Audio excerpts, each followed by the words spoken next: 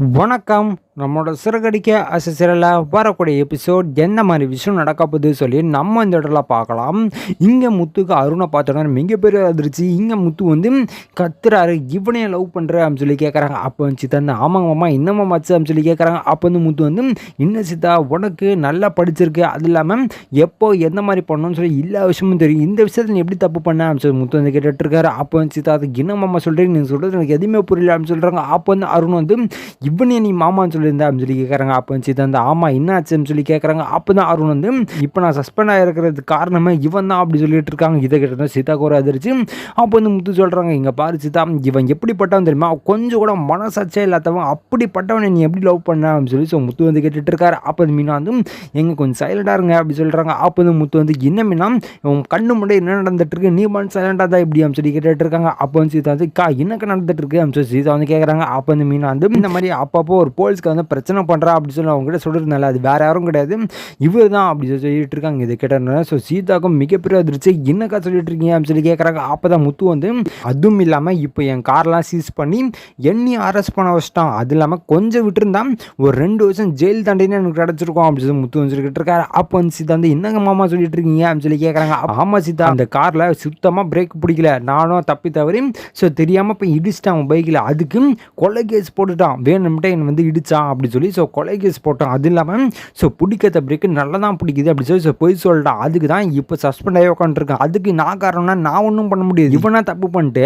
அவன் சஸ்பெண்ட் பண்ணிட்டு என்ன சொல்கிறான் அப்படி சொல்லி முத்து வந்து கேட்டுட்டு இருக்காரு. இதை கேட்டோன்னே மாமா இன்னும் மாமா சொல்லிட்டு இருக்கீங்க அப்படின்னு சீதா வந்து கேட்டுட்டு இருக்காங்க. அப்போ வந்து அருண் வந்து இங்கே பாரு சீதா அவன் சொல்கிறேன் நீ கேட்டுட்டு இருக்காதா, நீ என்ன நம்புறியா இல்லை அவனை நம்புறியா அப்படின்னு சொல்லி கேட்குறாங்க. அப்போ வந்து சீதா வந்து எதுவுமே சொல்லாமல் சொல்லிட்டு இருக்காங்க. அப்போ வந்து அருண் வந்து இங்கே பாரு சீதா நான் தான் கேட்டுட்டு இருக்கேன்ல, உனக்கு நான் முக்கியமா இல்லை உங்கள் மாமா முக்கியமா அப்படின்னு சொல்லி கேட்டுட்டு இருக்காங்க. அப்போ வந்து சீதா வந்து என்னங்க நீங்கள் அப்படி மாமா முக்கியமா நான் முக்கியமானு கேட்டுட்டு இருக்கீங்க, உங்களுக்கு முன்னாடி எனக்கு அவர் தெரியும், அவர் எப்படி நியாயமாக நடந்துப்பார், அதெல்லாம் எந்த விஷயத்தில் அவர் கோவப்படுவார், எந்த விஷயத்தில் அவர் சமாதானமாவார், எல்லா விஷயமும் எனக்கு தெரியும், நீங்கள் வந்து ஒன்றும் சொல்ல தேவையில்ல அப்படி சொல்லி சீதா சொல்லிட்டு இருக்காங்க. இது கேட்டோன்னா முத்துக்கு ரொம்ப சந்தோஷமாகுது.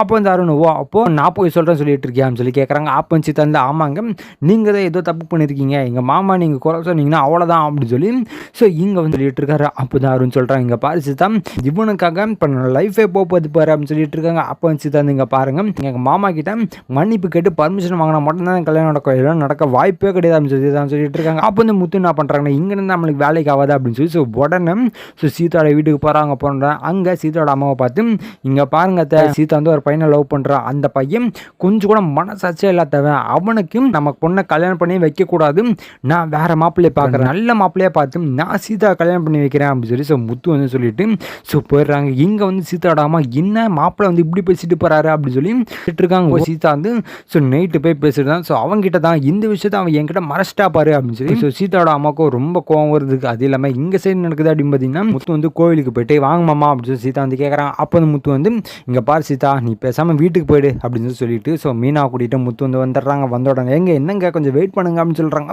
அப்போ முத்து எதுவும் கேட்காம ஸோ மீனா கூட்டிகிட்டு ஸோ வீட்டுக்கு போகிறாங்க. போன்ற இங்கே நடக்குது அப்படின்னு பார்த்தீங்கன்னா ஸோ அருண் வந்து சீதா கொஞ்சம் வெயிட் பண்ணு அப்படின்னு சொல்கிறாங்க. அப்போ வந்து சீதா வந்து நீங்கள் என்ன காரியங்க பண்ணி வச்சுருக்கீங்க, எங்கள் மாமா இவ்வளோ கஷ்டப்படுத்துவீங்க நான் கொஞ்சம் கூட நினச்சி பார்க்கலாங்க அப்படின்னு சொல்லிட்டு இருக்காங்க. அப்போ வந்து அருண் வந்து இங்கே பாரு சீதா நான் வேணும்ட்டே எதுவுமே பண்ணல அப்படின்னு சொல்லிட்டு இருக்கேன், இங்கே பாருங்கள் எனக்கு ஒன்றுமே தெரியாது, நீங்கள் ஒன்று மன்னிப்பு கேட்டு இந்த கல்யாணத்துக்கு சம்மதம் வாங்க, இல்லைனா இந்த கல்யாணமே வேணாம் அப்படின்னு சொல்லி சொல்லிட்டு இருக்காங்க. அப்போ வந்து அருண் வந்து சீதா கொஞ்சம் வெயிட் பண்ணு நான் வேணா உங்கள் அம்மா கிட்ட பேசுகிறேன் அப்படின்னு சொல்லிட்டு இருக்காங்க. அப்போ வந்து சீதா வந்து நீங்கள் என்ன தான் எங்கள் அம்மா கிட்ட சொன்னாலும் எங்கள் மாமா கிட்ட தான் முடிவு எடுக்க சொல்லுவாங்க அப்படின்னு சொல்கிறாங்க. அப்போ வந்து அருண் வந்து சரி இவகிட்ட பேசினா வேலைக்காக நம்ம ஸ்டேட்டாகவே போயிட்டு ஸோ அத்தை கிட்ட போய் பேசிடுவோம் அருண் வந்து நினச்சிட்டு சரி நீ போ வீட்டுக்கு அப்படின்னு சொல்லி ஸோ சீதா வந்து அனுப்பி வைக்கிறாங்க. அனுப்பிச்சு வச்சுருவாங்க. ஸோ முதல் வழியாக நம்ம போயிட்டு அத்தைக்கிட்ட போய் இந்த விஷயத்தை கேட்போம் அப்படின்னு சொல்லி ஸோ அருண் வந்து என்ன பண்ணுறாருன்னா ஸோ சீதாவோட வீட்டுக்கு போகிறாங்க. போனோன்னா இது யார் அப்படின்னு சொல்லி கேட்குறாங்க. அப்போ வந்து சீதா வந்து எங்க நீங்கள் எதுக்கு இங்கே வந்தீங்க அப்படின்னு சொல்லி சீதா வந்து கேட்குறாங்க. அப்போ வந்து அருண் வந்து இங்கே பாரு சீதா இதுக்கு மேலே நம்ம வெயிட் பண்ணி வச்சா இந்த பிரச்சனை முடிக்கவே முடியாது, அதனால நான் எங்கள் அம்மாவை கூட்டிகிட்டு வந்துட்டேன் அப்படி சொல்கிறாங்க. அப்போ வந்து சீதா வந்து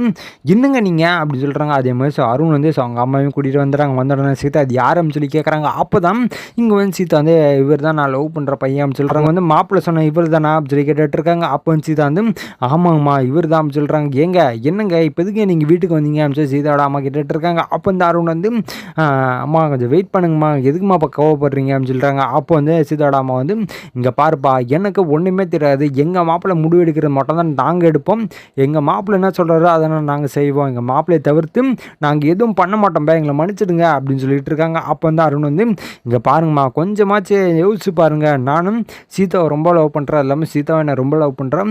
ஸோ எங்கள் 2 பேரும் சேர்த்து வைக்கலாம்னா ஸோ 2 பேர் லைஃப் ஸ்பாயில் ஆகிடும் அப்படின்னு சொல்லிட்டு இருக்காங்க. அப்போ வந்து சீதாவிடாமல் நீங்கள் என்னதான் ஸ்பாயில் ஆனாலும் எனக்கு ஒவ்வொரு கவலையும் கிடையாது, எங்கள் மாப்பிள்ளை என்ன முடிவு எடுக்கிறாரோ அதை தான் நானும் எடுப்பேன் அப்படின்னு சொல்லிட்டு இருக்காங்க. இதை கேட்டோன்னா ஸோ அருணுக்கு என்னடா அது குடும்பமே இப்படி இருக்கு, அப்போ என்ன பண்ணுறது ஸோ அருண் நினச்சிட்டு இருக்காரு. அப்போ சீதா வந்து இங்கே பாருங்க, முதல்ல நீங்கள் வெளியே போங்க, எங்கள் மாமா கிட்ட பர்மிஷன் வாங்கி வேணா கல்யாணம் பண்ணுங்கடா தான் முன்னாடியே சொல்லிட்டேன்னா திருப்பி இந்த வீட்டுக்கு வந்துட்டு இருக்காதீங்க அப்படின்னு சொல்கிறாங்க. அப்போ வந்து இங்கே வந்து சீதா வந்து ஆண்டி என்ன மன்னிச்சிருங்க ஆண்டி, நான் அப்படி பேசுறதுக்கு தப்பாக நினச்சிக்காதீங்க, நான் தான் முன்னாடி சொல்லிட்டேன்ல எங்கள் மாமா வந்து எங்கள் அப்பாவுக்கு சமம், இங்கே எல்லா விஷயமும் பார்க்குறது எங்கள் மாமா மட்டும் தான் அப்படின்னு சொல்லி சீதா சொல்லிட்டு இருக்காங்க. அப்போ வந்து அருணோடாமா புரியுதுமா நீ ஏன் இப்படி சொல்கிறேன் நல்லாவே தெரியுது, ஸோ நான் பார்த்துக்கிறேன் என் பையன்கிட்ட பேச சொல்கிறேன் அப்படி சொல்கிறாங்க. அப்போ வந்து அருணோடாமா நீ என்ன பேசண்டா அப்படின்னு சொல்கிறாங்க. அப்போ வந்து அருண் வந்து இன்னுமா சொல்லிட்டு இருக்கேன், நான் எப்படிமா அவங்ககிட்ட பேசுறது அப்படின்னு சொல்லிட்டு இருக்காங்க. அப்போ தான் அருணோட அம்மா இங்கே பாடுறான், சீதா எவ்வளோ நல்ல பொண்ணு, அந்த பொண்ணை நீ மிஸ் பண்ண அப்படியே அப்படின்னு சொல்லி கேட்டுட்டு இருக்காங்க. அப்போ வந்து அருண் வந்து அப்படிலாம் இல்லைம்மா எப்படி அவங்ககிட்ட நான் பேசுறது அப்படின்னு சொல்கிறாங்க. அருணோட அம்மா நீ ஏன் பேசுறதுக்கு பயப்படுற, நீ தான் எந்த தப்பும் பண்ணல அப்படின்னு அப்படி சொல்லி கேட்குறாங்க. அப்போ வந்து அருண் வந்து